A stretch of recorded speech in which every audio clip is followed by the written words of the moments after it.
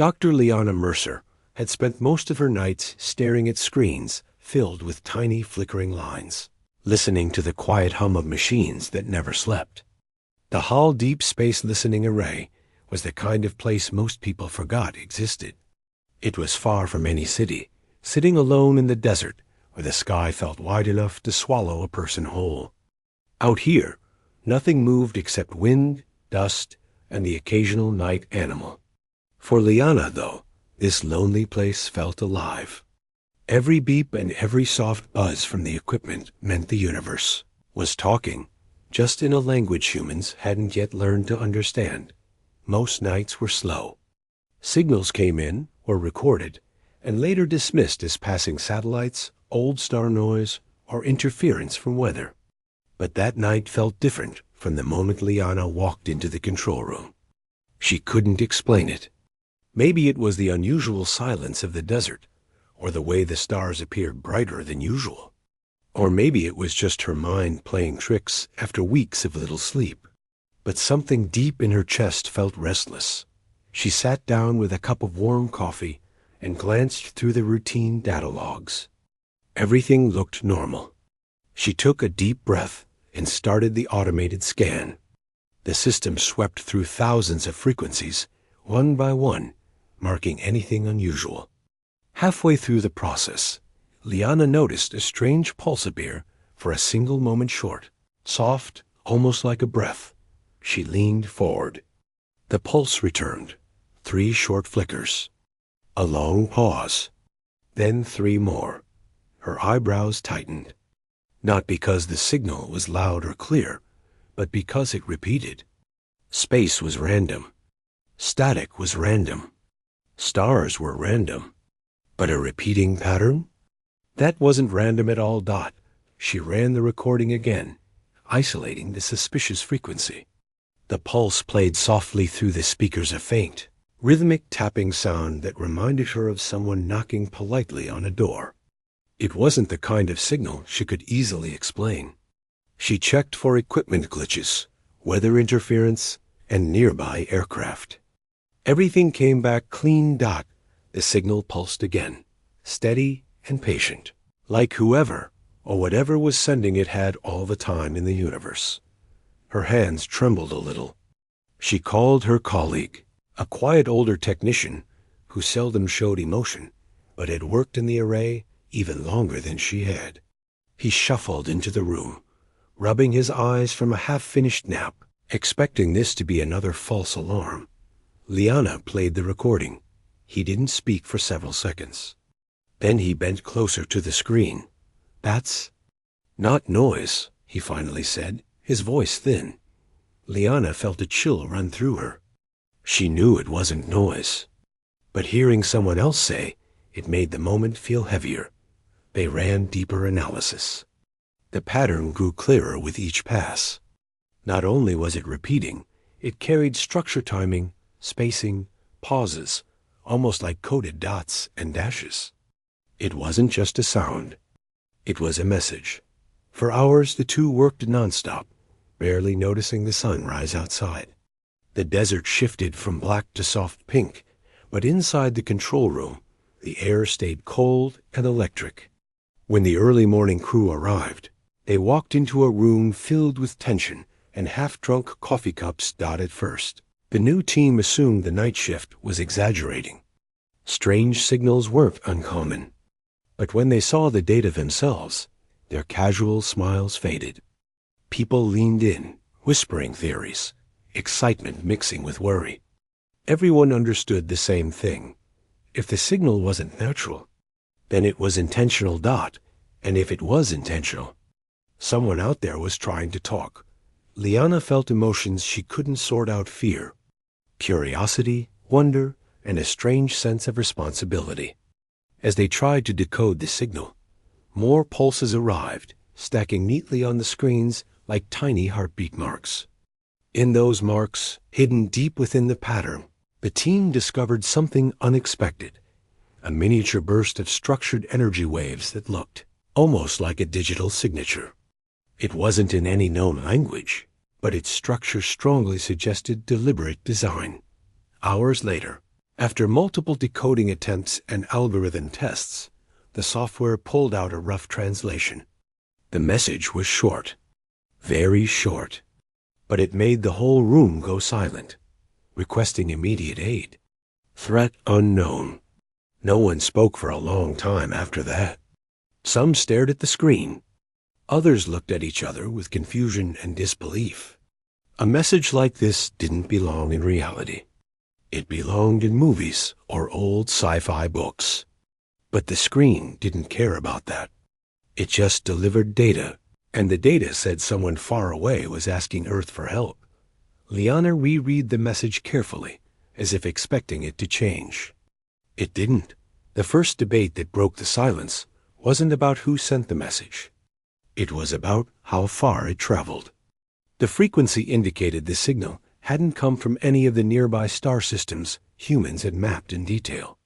It came from much farther, far enough that no human technology could reach it, far enough that light itself would need years to cross the distance. How is the message even reaching us? One of the engineers whispered. No one had an answer. Liana's mind raced. If something so distant was calling for help, did that mean the senders expected humans to respond? Or were Earth scientists simply the unlucky or lucky ones who happened to intercept a message meant for someone else? Before anyone could reach a conclusion, the signal changed. The steady pulse broke into a new rhythm. Faster, more urgent. The sound rose and fell in waves, almost like a voice trembling with fear. The decoding system worked to keep up. The message arrived incomplete, distorted, but the emotional pressure behind the sound felt unmistakable. Something out there was desperate. The translation wasn't as clean this time, but the key phrase showed again: aid required. Some team members exchanged worried glances. Others shook their heads, afraid to believe what they were witnessing. Liana, however, couldn't pull her eyes away. She felt the message press against her thoughts in a way she couldn't fully explain. It felt less like listening to a stranger, and more like hearing a faint cry in the distance. A cry a human heart wasn't built to ignore. Suddenly, the pulse cut off. The screen stopped moving. Silence flooded the room. People waited, watching, listening. Nothing returned. Minutes passed. Then nearly an hour. Still nothing. The room felt heavier with each passing minute. Had the sender run out of power? Had something happened to them? Was the message a final attempt before disaster swallowed them? Someone suggested announcing the discovery to the world. Another argued they needed more evidence before creating panic. A third said the message might be a trap, or some kind of cosmic coincidence. The discussion got louder, more emotional, but Liana didn't speak. She just watched the empty line on the screen. Feeling a weight in her chest, she didn't fully understand by the end of the day. The array staff had contacted government officials, scientific advisors, and space agency leaders. Everyone agreed the signal had to remain confidential until they understood it better. The world outside went on as usual, people going to work, children going to school while inside the array. A small group of scientists held a secret that could change everything humanity believed about its place in the universe. Night returned, bringing a dark sky full of stars. Liana stayed in the control room long after her shift ended. She stared at the quiet screens, hoping the signal would come back. But the universe stayed silent. She didn't know why the message had reached Earth. She didn't know who sent it, or what danger they faced. But she knew one thing with absolute certainty. Someone far beyond the reach of human eyes had asked for help. And Earth had heard them. Even if no one else understood it yet, Liana felt that this moment, this single faint signal, marked the beginning of something bigger than anyone could imagine. A door had opened quietly, softly, like a whisper across the stars. And whispers never came without a voice. Behind them, for days after the strange signal stopped, the atmosphere at the Deep Space Array stayed tense and restless. People who normally joked during work now moved around quietly, as if trying not to disturb something fragile. Everyone kept checking the monitors, hoping the signal would return even once, just long enough to give a clue about who had sent it. But the screen stayed blank, and the silence felt heavier with each passing hour. Dr. Liana Mercer barely slept. She went home only long enough to shower and change clothes before returning to the control room. Every time she closed her eyes, she saw those pulsing lights on the monitor and heard the soft tapping sound the message had made. It played in her head like a memory she couldn't let go. Some people at the array had started to doubt their own work. They wondered if maybe the signal really was a mistake, some kind of once-in-a-lifetime glitch. But deep down, no one actually believed that. The message was too clear, too structured, too emotional. And the phrase, requesting immediate aid, was burned into everyone's mind. A week passed. Government officials arrived at the array to meet with the research team. They asked questions and carried briefcases full of paperwork. Some seemed curious, some doubtful, and some simply nervous. They wanted to know everything: how strong the signal was, how it was decoded, what direction it came from, and whether the team had any explanation for its sudden silence. No one had answers. And the officials did not like unanswered questions. A few of them insisted the signal could still be a trick from a rival country. Others claimed it might be a natural phenomenon that simply looked intelligent. A few, usually the quieter ones, admitted privately that the message felt too purposeful to ignore. Liana noticed something else, too. Every night after the visitors left, the staff whispered to each other about possibilities they didn't dare discuss openly. What if the sender was in danger? What if they sent one last plea before losing whatever power they had left? The thought hung over everyone like a shadow. One early morning, when the desert was still dark and cool, Liana stepped outside to breathe in the stillness. The sky was full of stars, bright and steady. She stared up at them, thinking about the vast space between Earth and wherever the message had come from. She wondered if someone out there was staring back. Hoping for a reply, she went back inside and checked the monitors again. Nothing.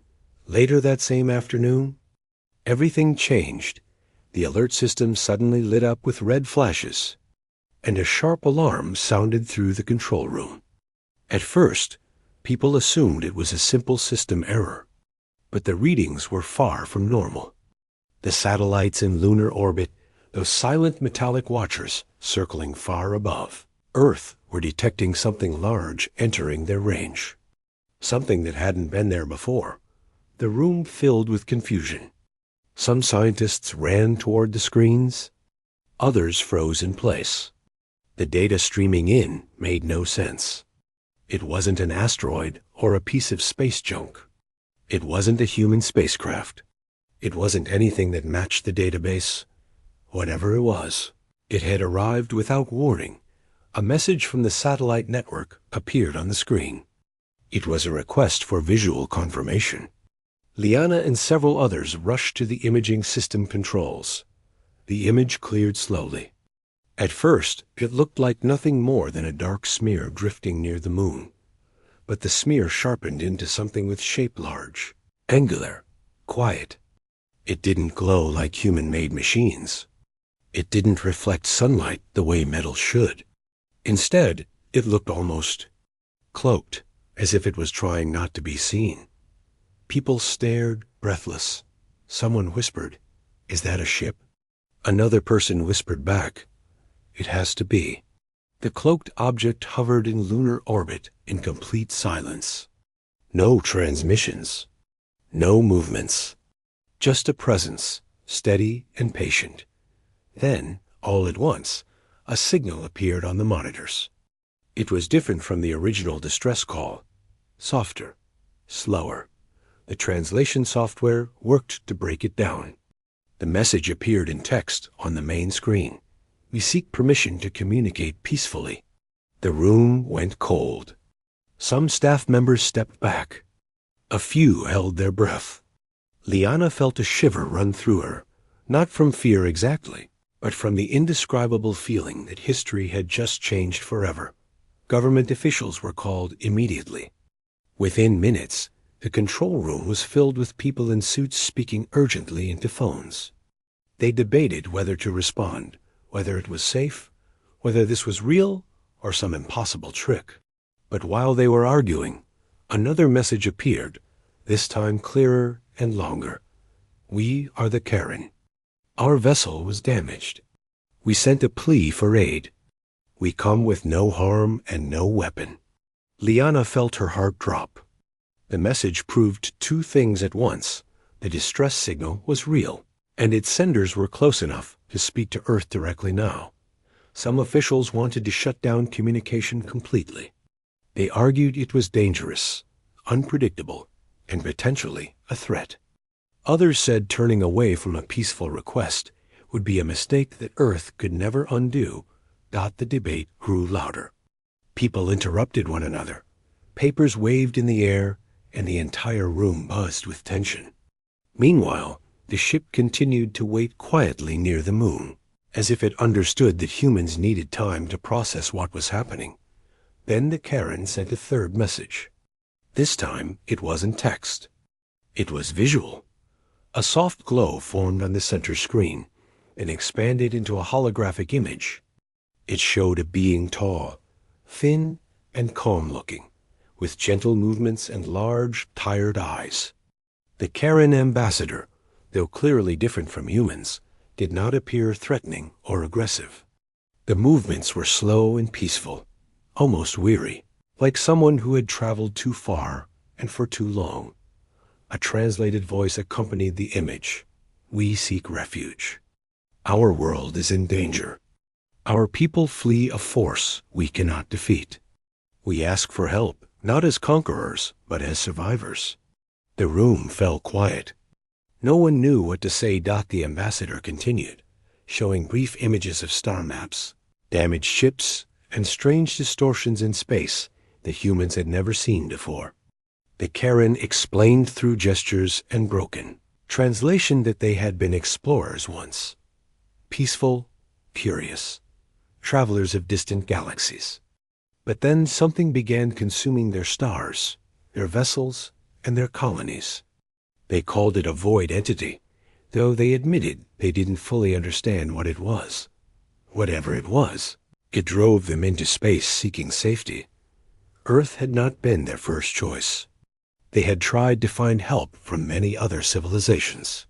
But by the time the distress call reached Earth, the Karen had lost almost everything. Some people in the room felt sympathy.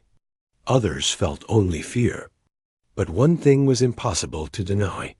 The Karen had come with honesty.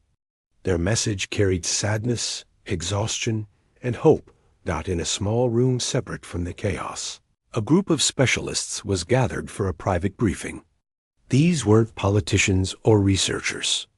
They were members of a quiet, little-known unit called the Dreadworlders, a team trained to respond to extreme crises on Earth, such as natural disasters or dangerous unexplained events. They had never been told their skills might one day apply to something beyond Earth. The Dreadworlders listened as a projector showed the Karen ambassador's messages. They asked questions, tried to understand the situation, and weighed the risks. Their leader, a steady, sharp-minded individual, known simply as the captain, looked at the team and said what no one else had dared to say aloud. If someone asks for help, and we can help, then isn't that our duty? Some nodded. Others weren't sure. But the idea began to take root. Hours passed while decisions formed behind closed doors. No one wanted to start a conflict with a species that seemed tired and lost. At the same time, no one wanted to act blindly. In the end, Earth gave a single, cautious answer. They would speak with the Karen. It wasn't a promise. It wasn't full trust. But it wasn't rejection either. It was a beginning fragile, uncertain, and necessary. When the message was sent, the Karen ship slowly lowered its cloak. Its true form shimmered into view a large, elegant structure with curved lines and damaged sections patched with energy fields. It looked advanced, peaceful, and wounded. The Karen ambassador appeared again on the screen. This time, the translated voice sounded relieved. "Thank you. We are grateful. We will not break your peace." Liana felt her eyes sting. The moment was overwhelming. She had spent her life listening to the universe, hoping one day something extraordinary would speak back. Now that it had, she felt a strange mix of pride and fear and wonder all at once. The world had not changed loudly or violently. It had changed quietly, with a single call for help and a single peaceful reply. And though no one knew it yet, this was only the beginning. The news about the alien ship near the moon did not stay hidden for long. Even though the officials tried hard to keep everything quiet, the world was too connected, too curious, and too quick at noticing small changes. Something as strange as a foreign object hovering in lunar orbit was not easy to hide. Satellite hobbyists, amateur astronomers, and even people with strong zoom cameras began sharing blurry pictures online. Strange shapes, sudden shadows, lights that didn't match any known spacecraft. Rumors spread faster than anyone could control. Some people thought it was a new secret project. Others thought it was a trick, a scam, or some kind of special effect made to fool the public. A few believed it was the beginning of something dangerous. But the truth was more unbelievable than any rumor. Inside government buildings across different countries, leaders sat in private meetings with worried faces. Some wanted immediate action. "We must prepare for danger," they said. Others repeated, "We must avoid panic." A few simply stared at the reports with disbelief. No matter how they reacted, all of them understood one thing. Earth could not ignore what was happening near the moon. The Karen ship remained still and peaceful. It did not shine weapons. It did not make sudden moves. It waited patiently, sending short messages that repeated the same idea again and again. We seek peaceful communication. But fear is a powerful thing, and many leaders struggled to believe what they saw. Meanwhile, the scientists at the Deep Space Array watched everything unfold with mixed emotions. Some felt excitement. They had dreamed of contact with intelligent life since childhood. Others felt fear. They didn't want to be responsible for making the wrong decision. And a few simply felt overwhelmed. Their normal lives, their normal work, everything had changed so quickly that it was hard to understand what was happening. Through all the confusion, one fact was becoming clear. The world needed a group that could think calmly, act wisely, and respond quickly. Someone had to step forward between the fearful governments and the unknown visitors. Someone trained to handle extreme situations without losing control. That responsibility slowly shifted toward a special Team 1 not many people even knew existed, the Dreadworlders. They were a small, highly trained international response group, normally called in when the world faced unusual disasters. They had handled collapsed mountains, strange unexplained events, deep-sea accidents, and dangerous phenomena that ordinary teams could not understand. They were used to chaos, to the unknown, to things that made most people freeze in fear. Their base was located far from major cities, hidden inside an old military structure. The building looked ordinary from the outside, but inside it contained advanced equipment, training rooms, and a command center where alerts from around the world were monitored. The team gathered there after receiving an urgent call. They entered a dim room where a large screen displayed images of the Karen ship, the decoded messages, and reports from the Deep Space Array. The air was heavy, and no one made any jokes or small talk. They knew this was bigger than anything they had ever handled. The captain stood at the front, hands behind the back, eyes steady but thoughtful. Everyone respected the captain, not because of loud speeches or strict rules, But because the captain always stayed calm, even when everything around was falling apart, the captain spoke quietly. But the room was silent enough that every word felt sharp. You've all seen the situation. There is a ship near the moon. It holds survivors of a distant world. They've lost everything and are asking for help. Some believe this could be a threat. Others believe it's a chance for peace. The captain paused, looking at each team member. Our job is not to panic. Our job is to understand. One member asked, "Are we really supposed to deal with aliens?" Another whispered, "Are we sure they're friendly?" A third said, "They might be exactly what they say. They are survivors." The captain nodded slowly. This team was created for situations that don't fit in normal categories. This is exactly that kind of situation. The group watched the recordings carefully. The Karen ambassador's tired expression, the damaged ship, the small glimpses of star maps showing their long journey, their request for help, their promise to remain peaceful. Nothing in their behavior looked threatening. If anything, they looked desperate, tired, lost. But desperation could also be dangerous if handled the wrong way. The captain understood this better than anyone. The problem is not only whether they're peaceful, the captain said. The problem is how the world will react. And the reaction was already becoming chaotic. Across the globe, ordinary people felt the tension. Some reacted with excitement. Social media flooded with comments saying things like, "We're not alone," or "This is the moment humanity changes forever." Others reacted with fear, posting rumors and warnings. Predicting invasion or disaster. News channels kept repeating words like unknown, potential threat, and unidentified object. That only made more people uneasy. Protests began in some cities. Some groups demanded immediate defense action. Others demanded peaceful communication. A few groups simply demanded the truth. Governments struggled to keep up. They couldn't control public opinion anymore, and they couldn't hide the truth much longer.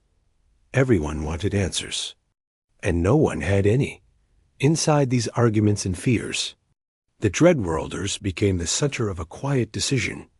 They were chosen not because they were the strongest or the most armed, but because they had the right skills, calm thinking, scientific knowledge, rescue abilities, and experience dealing with unknown dangers without violence.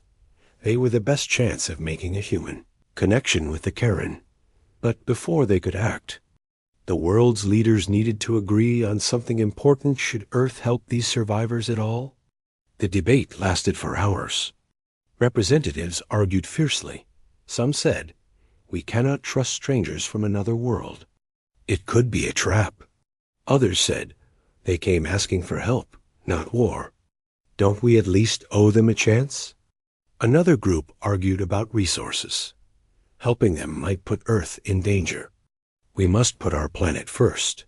But an older representative, someone who had lived long enough to see war, peace, and loss, said quietly, "If we refuse to help beings who are clearly suffering, what does that say about us as a species?" Silence followed that statement. Eventually, the decision was clear. Earth would not ignore the Karen. The Dreadworlders were officially requested to begin preparations to board the alien ship. They had to approach with caution, kindness, respect, and readiness for the unknown. When the team received the order, none of them celebrated. They understood the weight of what they were stepping into. They weren't just preparing for a mission. They were preparing to meet another intelligent species. As the team packed equipment, medical supplies, scanners, translation tools, protective suits, they spoke in low voices. What if they're nothing like us? How do we talk to them? What if they're scared of us? What if they think we're dangerous? The captain answered simply, "Fear is normal, but fear doesn't have to control us. We go in peaceful. We go in human." Meanwhile, back at the Deep Space Array, Liana and the other scientists watched the Karen ship glowing faintly in lunar orbit. She wondered what the Karen were thinking. Were they afraid? Did they worry Earth would reject them? Did they believe humans would help? She remembered the tired eyes of the Karen ambassador. That mixture of hope and hopelessness. Whatever the Karen had gone through, it had broken something inside them. Yet they still came asking for help. That thought stayed with Leonidas by the time evening came. The world had settled into a strange quietness. People gathered around TVs, radios, and online streams, waiting for the next update. They sensed something huge was happening, even if they did not know the details dot above them. Far beyond the noise of human cities, the Karen ship floated silently, a lonely traveler waiting for a reply. On the ground, the Dreadworlders boarded their craft, preparing to lift off toward a meeting no human had ever imagined. And somewhere inside that silent ship near the moon, the Karen waited with the same mix of fear and hope that humanity felt. Both sides uncertain, not both sides curious. Both sides in need of trust. The moment of first, true contact was approaching. Slowly and carefully, like a long-held breath finally ready to be released. The journey from Earth to the Karen ship was not long. But to the Dreadworlders, it felt much longer. Every minute carried a feeling of uncertainty. No human had ever boarded an alien vessel before, and even though the Karen had promised peace, the unknown still made everyone tense.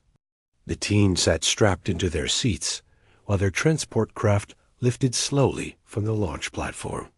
The engines hummed gently, and the deep vibrations spread through the cabin. No one spoke much. A few exchanged nervous glances. Others stared out the small windows, watching the Earth grow smaller below them. The captain finally broke the silence with a calm voice. We stay focused. We stay respectful. And we remember they asked for help, not conflict. The words eased some of the tension, but not all of it. This was something entirely new for humanity. As the craft approached the lunar orbit, the alien ship became visible in the distance. It looked even larger up close, like a huge silent statue floating in space. Its surface wasn't smooth like human spacecraft. It had flowing curves, soft edges, and strange glowing panels that gently pulsed like breathing. Parts of it were cracked or dim, showing the damage it had suffered on its long journey. The Dreadworlders slowly guided their craft closer. A docking signal flashed, indicating the Karen ship was opening a connection for them. No threats, no alarms, just patient acceptance. When the docking latch locked into place with a soft metallic click, everyone felt a chill of realization. This was it. They were about to step into a place no human had ever imagined stepping into. The airlock door hissed open. A warm, faintly golden light spilled into the human craft. The corridor on the other side looked almost organic, smooth walls, soft colors, gentle curves. Nothing like the hard metal and sharp structures humans built. The captain took the first step forward. The rest followed, walking slowly but confidently into the alien ship. Their helmets displayed environmental readings. The air was breathable, though unfamiliar, filled with a slightly sweet scent. Inside, the ship felt strangely calm, quiet, peaceful. It didn't feel like stepping into danger. It felt like stepping into someone's home after something terrible had happened there. They walked deeper into the corridor until they reached a wide chamber. There, a group of Karen waited. The Karen were tall, but not frightening. Their skin had soft, muted colors, and their eyes were large and expressive. They moved gently, as if afraid too much motion might break something. They didn't carry weapons or tools. Their posture showed something close to gratitude or relief. One of them stepped forward. The translator device, attached to the human suits, worked to interpret the gestures and tones. After a moment, a soft voice came through the speakers. Welcome. We thank you for answering our request. The captain bowed slightly, a gesture of respect. "We come in peace. We wish to understand and help." A quiet wave of calm passed through the Karen. They bowed their heads too. The Dreadworlders followed the ambassador through the ship. As they walked, they saw more signs of damage. Burnt panels, collapsed walkways, strange scratches along the walls, like marks from some unseen force. The ship, even though advanced, looked exhausted, like a living being that had survived something impossible in one chamber. They found a group of injured Karen resting in soft pods that glowed with healing light. Some had weakened limbs. Others looked tired to the point of collapse. Human medics stepped forward, scanning them with careful motions. Although human medicine was very different from Karen biology, some of the symptoms were universal dehydration, fatigue, trauma, shock. With the help of the translator, they found ways to offer gentle aid. The Karen watched with surprise. They had not expected humans to understand or even try. Their eyes softened, their hands relaxed, and a small spark of trust formed between the two species. But not every part of the ship was calm. The engineering team was guided to the lower deck, where the main damage had occurred. When they entered the engine chamber, they felt an unsettling pressure, as if the air itself was twisted. Strange dark. Fractures ran across the hull, glowing faintly with an unnatural shimmer. It wasn't normal damage. A young engineer whispered, "What could even make a mark like that?" The Karen technician answered through the translator. "The void creature found us. It touched the ship. Its presence leaves scars like these." The humans exchanged looks. They had no term for what the Karen described, but the words void creature were enough to send a cold feeling down their backs. The ship logs, which floated in thin transparent panels around the chamber, showed brief image sequences. Flashes of a dark mass, space bending unnaturally, a ripple of shadows swallowing light. Whatever the creature was, it didn't move like anything with a physical body. It didn't attack with claws or beams. It simply distorted reality around it. The captain watched the logs silently. Even without fully understanding the science, the threat was obvious. "How far behind is it?" the captain asked. The Karen technician gestured to a faint holographic map. A red marker blinked. "It was very close." "Not far," the translation device said quietly. "It follows the scars we leave in space. It is drawn to energy, to life."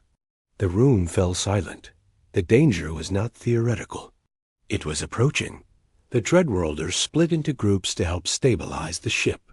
Human engineers worked with Karen engineers, adjusting cables, repairing damaged energy conduits, and stabilizing power nodes that hummed with unfamiliar technology. Although the tools were different, collaboration began to feel natural. A Karen worker would point to a damaged panel, and a human would kneel beside them with a scanner. A human would gesture toward a pressure leak, and a Karen would provide sealing material. Slowly, they bridged the gap of species with simple actions, helping, pointing, showing, learning in another area of the ship. The medics continued offering gentle care. They used soft tones and slow movements, showing they meant no harm. One medic offered a Karen a small cup of rehydration fluid. The Karen hesitated, then accepted with a weak smile. As the hours passed, trust deepened on both sides, but tension rose again when the ship suddenly shuddered with a deep vibration. Lights flickered, shadows on the walls twisted strangely. The Karen froze. "It is near," one whispered. The Dreadworlders looked around, gripping their equipment, but the captain raised a hand. "Stay calm. We're here to help them, not fight something we don't understand." The Karen quickly guided the humans to the central control chamber, where a massive holographic map displayed space surrounding the ship. A dark shape pulsed on the edge of the map, a void-like smear that seemed to absorb all the light around it. The Karen ambassador looked weakened but determined. This creature feeds on dimensional energy. We used our quantum drive to escape, but it followed. If it reaches the ship fully, we may not survive. The captain asked, "How do we stop it?" The Karen shook their heads slowly. "We have tried. We can only slow it. We need help to stabilize the quantum core. Otherwise—" The sentence didn't need to be finished. Human engineers stepped forward. "Show us the core." "We'll try." The Karen led them to a circular chamber at the center of the ship. The core pulsed rhythmically, but its light flickered erratically. Strange distortions rippled around it, bending reflections and making the air shimmer. "This is beyond anything we've seen." A human engineer whispered. The Karen nodded. "We know, but you are our last hope." The humans and Karen worked side by side, improvising ways to stabilize the core. They combined ideas that neither species could have thought of alone: human brute force patch repairs with Karen energy, field stabilizers, human mechanical clamps with Karen resonant crystals. It was chaotic and uncertain, but slowly the core's pulsing became steadier. Just as they made progress, a deep rumble echoed through the ship again. The map in the control chamber showed the void creature moving faster, drawn by the energy spike from the core adjustments. If it reached the ship before the repairs were complete, everything humans and Karen alike could be lost. One human engineer turned to the captain. "We're stabilizing it, but the creature will reach us before we finish." A Karen replied, "There is one way to distract it, creating a dimensional flare. But the flare may damage the ship's remaining systems." The captain took a breath. "If it gives us more time, do it." The plan was risky. It could save them, or destroy the ship, but both species agreed. As they prepared the flare sequence, humans and Karen stood together, breathing the same tense air, facing the same unknown threat, united by necessity and by a growing bond no one had expected. The flare activated. A burst of distorted light spread through the ship like a silent wave. And in that moment, everything changed. The flare spread outward like a silent storm, twisting the light around the ship and pushing against the darkness that surrounded it. For a moment, everything felt weightless. The humans and the Karen stood still, unsure if the plan had worked or if they had just made things worse. Then the tremors stopped. The ship became quiet again, almost too quiet, as if the universe was holding its breath. A Karen technician checked the readings, their hands trembling slightly. The translator device processed the signals for a few seconds before speaking through the human's earpieces. "The creature has paused. It is confused." The captain exhaled slowly. "How long will it stay confused?" The technician looked at the wavering energy patterns on a floating hologram. "Not long. Minutes, maybe. It will sense the flare was a distraction." The humans exchanged worried looks. Minutes were not enough. Not for the repairs they still needed to make. Not for stabilizing the quantum core. But even a few minutes could help them build something closer to a chance. The engineers rushed back to the core chamber. The strange shimmering air around the core felt even more unstable now, as if the flare had shaken its internal structure. Human tools buzzed. Karen energy panels glowed. Two species worked with frantic focus, hands moving fast but carefully. Every so often, one of the Karen would look toward the ceiling as if listening for something. Though the creature wasn't physically touching the ship yet, they could feel when it came closer. It was a presence, a pressure on the mind, like a deep, distant echo. One human engineer noticed a Karen momentarily freeze, their eyes losing focus. The engineer gently placed a hand on their shoulder and said, "Stay with me. We're going to fix this. Just breathe." The Karen blinked, grounding themselves. Kindness seemed to strengthen them. They nodded and returned to their task, more steady than before. The captain stood at the center of the chamber, watching both teams. They moved like they had worked together for years. It was strange how quickly cooperation could form when survival depended on it. There was no room for pride, no room for arguments. Only trust, problem-solving, and hope. But their time was running out. A sudden alarm pulsed through the ship. The lights dimmed and then returned in flickering waves. The translator announced what the Karen already knew. It is moving again. The humans felt the tension rise instantly. It wasn't panic, just the heavy weight of reality. How close? The captain asked. The Karen ambassador, standing with the navigation crew, touched the holographic map. A dark shape had begun sliding across the edges, drawn toward the ship again. It is following the energy trail. The flare only slowed it. A human navigator. Asked, "Is there anything else we can do?" Another flare? The ambassador shook their head. Another might tear the ship apart. We must finish the core repairs. So they worked faster. Human hands tightened clamps, twisted bolts, sealed fractures. Karin workers stabilized energy flow and recalibrated field harmonics with steady glowing devices. The core pulsed faster, slowly regaining its rhythm. During this intense work, a subtle moment of unity formed. A human dropped a tool, and a Karin instinctively caught it with quick reflexes. Both laughed softly, an honest, simple laugh in the middle of danger. Even fear couldn't erase the shared warmth of connection. But then the ship groaned again. The holographic map refreshed automatically, and this time the dark shape was much closer. It was moving with purpose now, as if the creature had shaken off whatever confusion the flare caused. A deep, unsettling vibration swept through the ship. Some panels on the walls dimmed. Several Karin lowered themselves, holding their heads. Humans helped steady them. The creature wasn't physically inside, but somehow its presence affected minds. "We're losing time," a human engineer said urgently. The Karen technician beside them nodded. The creature draws reality inward. When it approaches, matter grows unstable. The captain realized something then. If it gets too close, and if the core collapses, it will not only destroy the ship, it may tear a hole in space. Silence swept through the chamber. A disaster that could end lives far beyond this ship was approaching. The captain took a breath.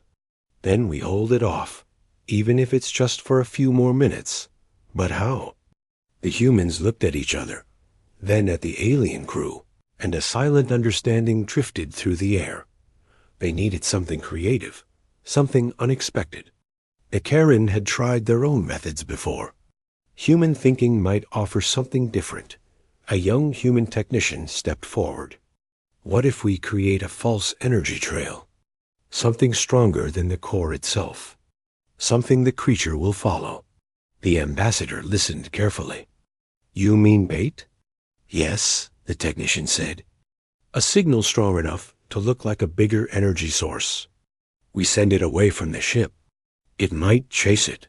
The idea was risky. If the signal wasn't strong enough, the creature would ignore it. If it was too strong, the ship systems might overload. But it was something new, something worth trying. The ambassador considered the idea. "We have an auxiliary generator on the lower deck. It was damaged, but it can still produce a burst of dimensional energy." The captain nodded. "Can it be moved?" "No," the ambassador said. "But the signal can be amplified from where it is." Time was short. They made the choice. A mixed team hurried to the lower deck. The auxiliary generator chamber was darker than the others, lit by flickering strips of light. Sparks snapped occasionally from broken conduits. It was clear the generator had taken heavy damage in whatever attack the ship had faced earlier. Still, it hummed weakly, like a tired heart refusing to stop beating. A human technician inspected it and said, "We can reroute some of the power from the stabilizers. Just a little. Enough to amplify the energy wave." A Karen placed a hand on the generator's surface. If it fails, it may explode. The technician looked them in the eyes. Then we make sure it doesn't.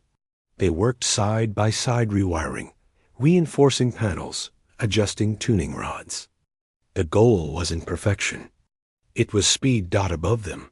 The creature grew closer still. The map's warning signals flashed faster now. Red arcs pulsed across the hologram. Every update made the Karin flinch with instinctive fear. On the lower deck, the team finally activated the generator. It crackled with a bright, swirling light that twisted like liquid metal. Even the humans stepped back at the intensity. The captain's voice echoed through the chamber. Begin transmission. The Karin technician entered a code. The generator released a wave of energy that shot outward into space, like a beam of light stretching across the void. Everyone watched the holographic map for a moment. Nothing happened. Then the dark shape shifted direction just slightly. But enough to see it. It's noticing the signal, a human whispered. The shape moved again. It's following. Relief washed through the ship like a warm breeze. Some of the Karin even sighed out loud, their shoulders relaxing for the first time in hours. But relief came too soon. The generator strained. Its damaged structure wasn't built to hold this kind of output. The humming turned into a rumble. Warning lights flashed across the chamber in streaks of orange. A human grabbed a panel. The generator's overheating. A Karin checked the readings. It cannot maintain this level of energy. The captain shouted through the comm. How long until it fails? Less than a minute, the technician replied. The captain glanced at the map. The creature was following the trail, but slowing its approach required more time. Is the core stable enough for a jump? The captain asked. Almost, the engineer answered. We need 90 more seconds. 90 seconds. The generator had 50. There was only one option. The humans in Karin worked to stabilize the generator just long enough. They redirected cooling vents, reinforced energy couplings, and manually braced unstable panels. The human technician who had suggested the idea whispered a quiet encouragement to the generator, like someone urging a tired friend. Just a little more. Just stay with us. For 20 more seconds, the generator held. For 30 more. It screamed with energy dot at 45 seconds. The warning alarms became a harsh, shrill signal. The humans in Karin backed away, shielding their faces. The room filled with bright light and heat. The generator trembled like it might tear apart. Then the core team shouted through the comms. The quantum core is stable. The ambassador rushed to navigation. Prepare for the jump. The generator reached its limit. A final burst of energy shot outward, brighter than anything before. The creature turned sharply, chasing the false energy trail with full force. Jump now! The captain ordered. The ship's core pulsed so brightly that every surface glowed. A deep vibration filled the vessel from end to end. The Karin braced themselves. The humans held on to the nearest structure. Space, warped, light bent. Everything stretched like it was made of mist. And then, with a silent flash, the ship vanished from its position, leaving the creature chasing nothing but a fading echo.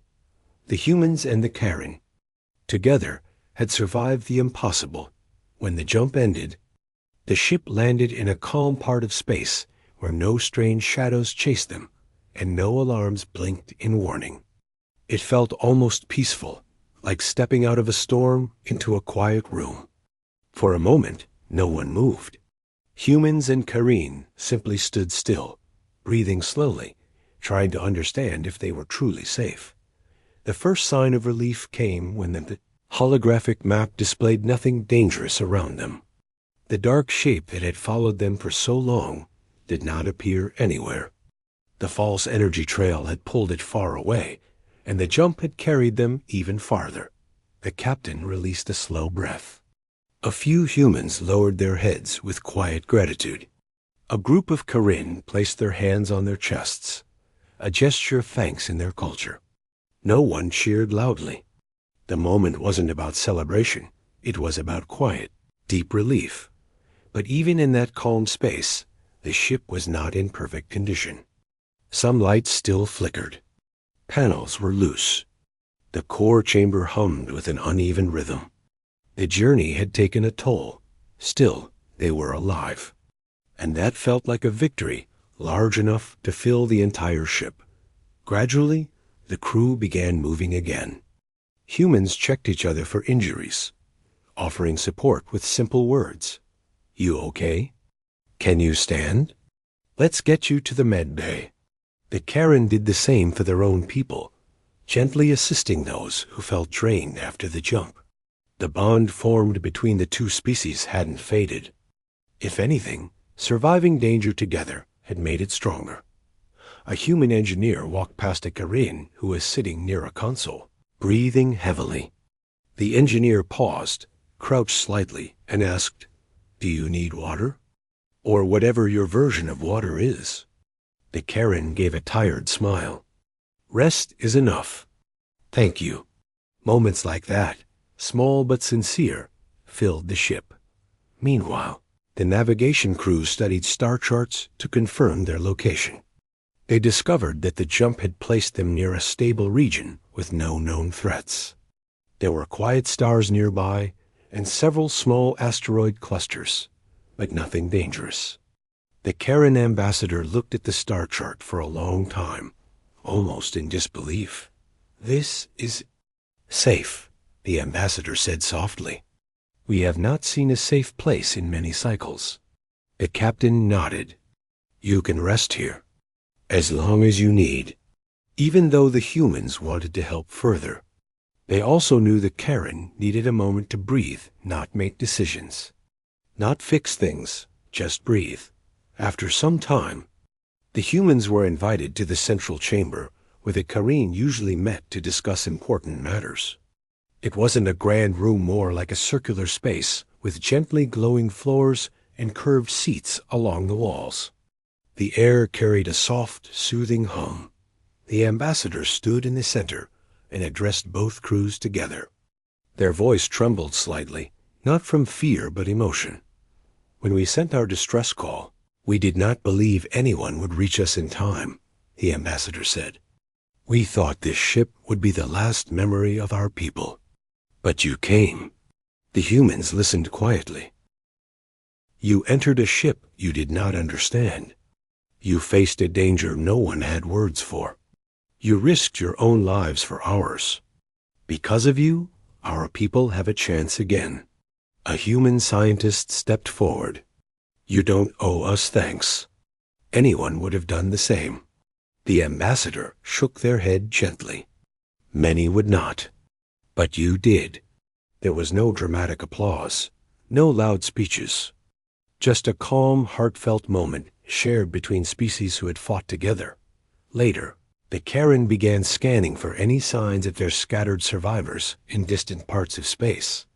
They hoped that some had escaped the creature earlier. The humans offered to help, learning how to operate basic Karen tools and systems so they could handle simpler tasks. Slowly, the ship's atmosphere became lighter. Some Karen even began showing the humans small cultural items, handheld glowing prisms, tiny crystal flowers that changed color based on mood, and small spherical devices that played soft melodies. These moments didn't feel like lessons. They felt like friends sharing bits of their home god as repairs continued. One of the human technicians noticed something new on a console. A message pulsed in soft blue letters, written in a Karen language. They couldn't read it, so they called the nearest Karen to help. The Karen translated it quietly. Energy field stabilizing. Core repair successful. The humans smiled. "We did it." "No," the Karen replied gently. "We did it together." After several hours, both crews finally gathered in a small open space near the observation window. It was a quiet area where the curved glass showed a wide view of space.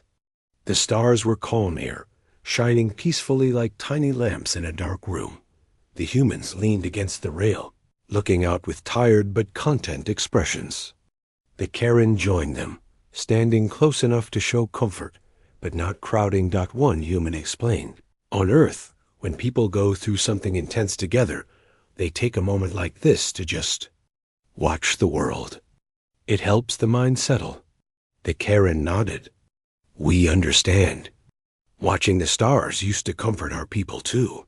Someone from the Karen side adjusted the window's filters, making the stars shine even brighter. The sight was stunning. For the first time since the humans had boarded the ship, the view felt peaceful. No shadows, no strange distortions, no sign of danger. Just a calm galaxy stretching across the darkness. The captain spoke softly from the side. This is the beginning of something new.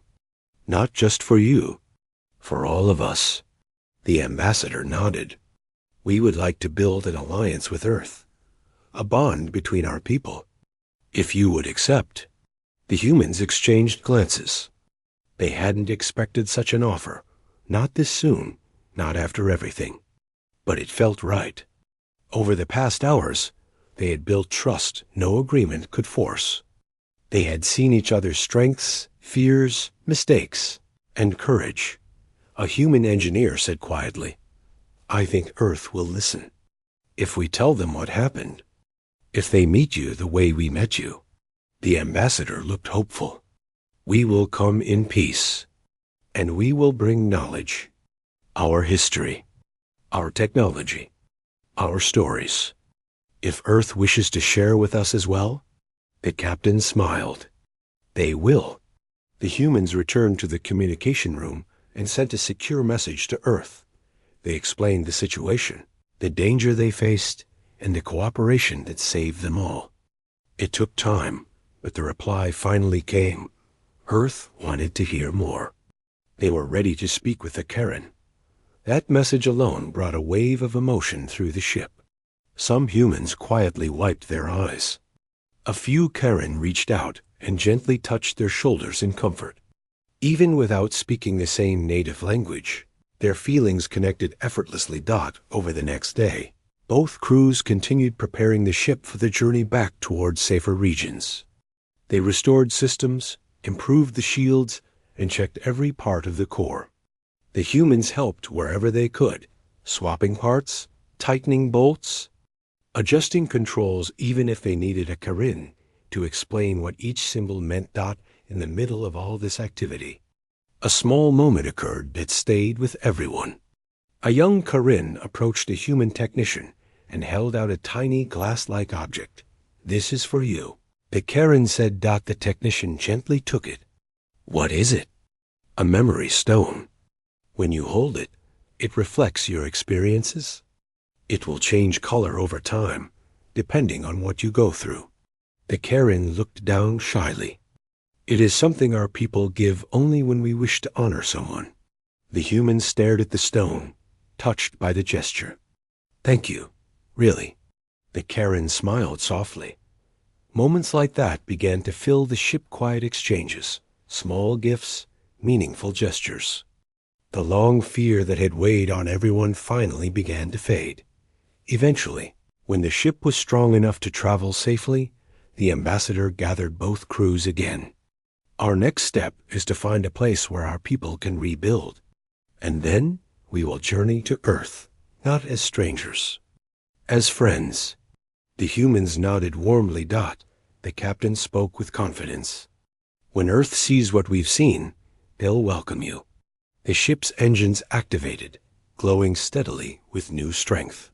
The soft hum returned to the vessel, cleaner and more stable.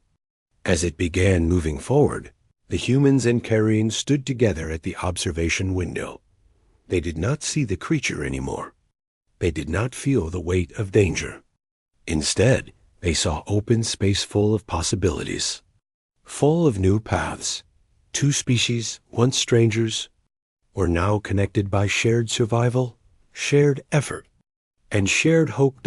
As the ship glided into the stars, the future felt brighter than either of them had imagined. Their journey was not the end. It was the beginning of a new chapter 1, written not in fear, but in trust, unity, and the promise of peace.